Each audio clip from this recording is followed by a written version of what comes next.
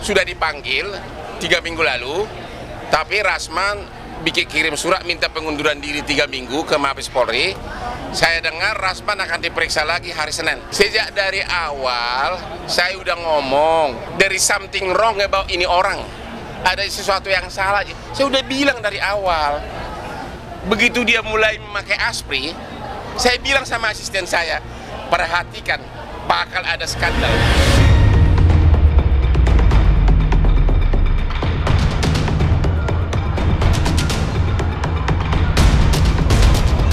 Mantan ASPRI-nya itu, jujur, dia sama Denis sering telepon saya.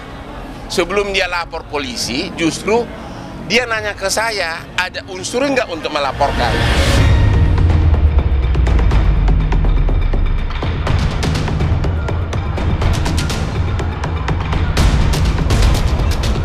Oh, dia juga curhat sama saya, itu cewek, si Claudia.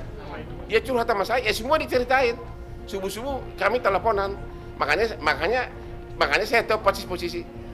Kau menyelamatkan aku. Itu dari dia tuh. Gini. Dari awal, begitu dia bilang dia ada ASPRI dan ada cewek di sampingnya, tanya semua asisten saya udah bilang, ingat dia bakal bermasalah nanti. Saya udah predik, dia ntar lagi akan ada masalah, akan ada skandal itu, saya bilang. Benar gitu dia. Saya udah bilang itu dari awal. Karena memang kita lah. Kalau saya udah terbiasa mau 100 pun wanita cantik di samping saya tergoda, tapi secara terkontrol gitu loh. Kalau dibilang saya tidak tergoda itu bohong, tapi terkontrol, proporsional, ya kan gitu loh. Iya, ngobrol aja. Aku juga telepon dia, karena aku kan dekat sama Denis. Iya, aku jujur aku yang mendorong dia. Jadi gimana pasalnya, Pak? Oke, pasal sekian. Jujur nih Rasman nih, gue bilang sama lo nih. Sebelum lo dilapor polisi sama Claudia, Denis itu tanya saya sampai pasal-pasalnya. Bahkan saya siapkan buat saya pengacara, setiap waktu bisa bertanya. Makanya dia berani. Ya, nih biar lu tahu Rasmannya. Makanya itu saya punya otak. Tenang tapi menggigit. Ya benar. Tanya si Denis deh, benar nggak? Denis nanya, udah cukup nggak Pak untuk LP? Saya lihat. Apa yang bikin cukup? Ada apa buktinya? Kan nggak mungkin dong ada saksi kan?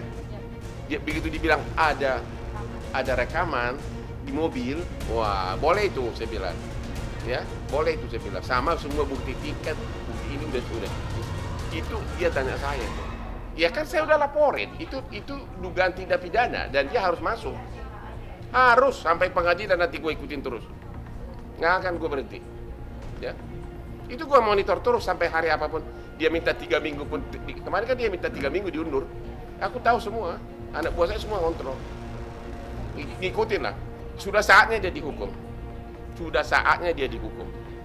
Ya, dan yang paling fatal itu ijazah itu benar-benar. Mudah-mudahan proses hukumnya cepat berjalan. Bukan saya pula yang serang balik.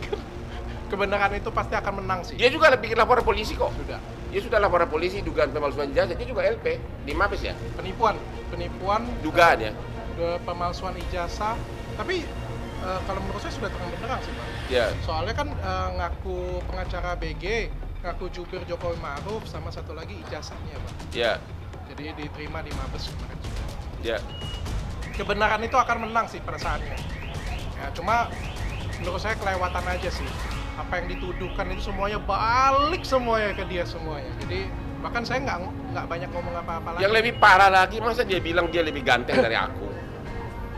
Ayo kita berdiri berdua. Kalau kamu lebih ganteng dari aku, gua salam kau 5 kali. Aduh. Hei Rasman, lihat muka gua nih. Aduh, keren banget sih. Saya tinggal nunggu ending sih ini. Ini saya tunggu endingnya.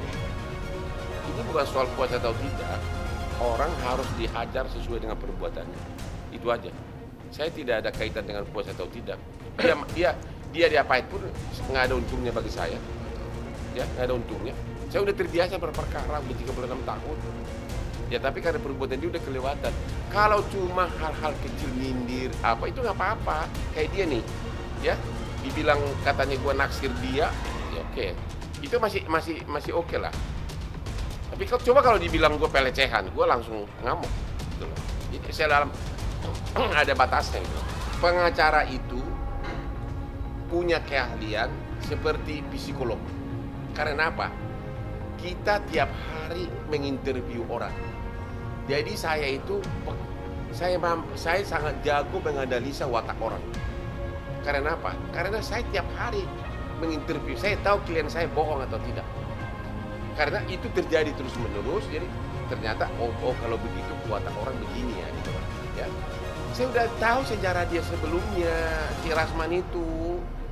Ya, saya udah tahu dia dengan kasus siapa dulu Bella Luna.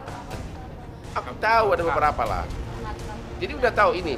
Jadi kalau ada wanita cantik di sampingnya, lihat nih bakal ada berita nih. Saya udah bilang dari awal. Nih sumpah demi Tuhan. Saya ngomong, lihat tuh, nggak lama lagi bakal ada berita tentang dia sama aspritnya. Begitu saya dengar video itu, gue ketawa gue di rumah. Benar kan gue bilang? Tuh. Udah kaya gitu loh. Gue nggak mungkin lagi digoda gitu-gituan, oke? Jadi ya diundang saya nggak datang memang. Karena saya lagi sibuk di Bali. Pas hari itu saya di Bali. Dari awal dia mulai berbalik arah, saya udah tahu bahwa cepat atau lambat dia akan kontak saya. Bahkan pengacaranya pun sering kontak saya, minta ketemuan. Pengacara minta ketemuan sering. Nah, kemudian saya juga hubungan baik sama pengacaranya. Minta ketemuan sama Kim juga, saya bilang nggak usah deh. Saya bilang biarkan aja dulu hukumnya. Pokoknya si botak harus kena dulu gitu loh.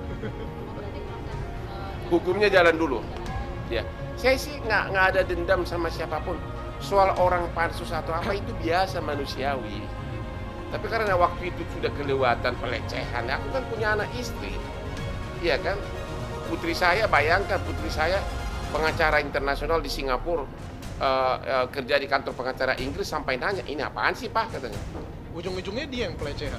Ya makanya sampai putri itu yang bikin saya mulai bahkan ya kan sih itu ketua Peradi aja gua kejar langsung waktu dia bilang gini-gini, jangan menjadi pengacara, jangan mencari harta katanya, Lamborghini katanya, pamerkan wanita yang bukan istrinya katanya.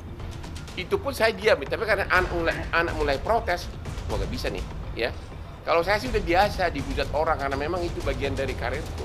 Tapi kalau sudah anak tersinggung, kamu tahu, anak istriku selalu number one. Karena kalau di media memang siapapun bermasalah dengan Hotman langsung viral. Itu sudah.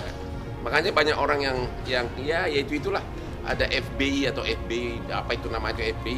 Ada yang kalungnya sebesar kayak belalai gajah gitu kan. Ada yang botaknya kayak apa gitu loh ya. Udah berapa orang ya kirim untuk minta damai, no way. Udah berapa orang, no way. Akan terus sampai ke pengadilan. Nanti Senin dia diperiksa, ya Senin ya. Kalian siap-siap di sana.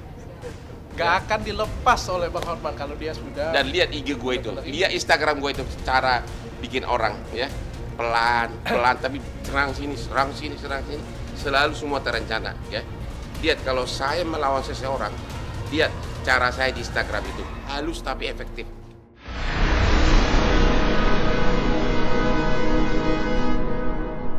Jadi jangan lupa untuk subscribe Cumi Cumi. Ditekan ya tombol lonceng merahnya.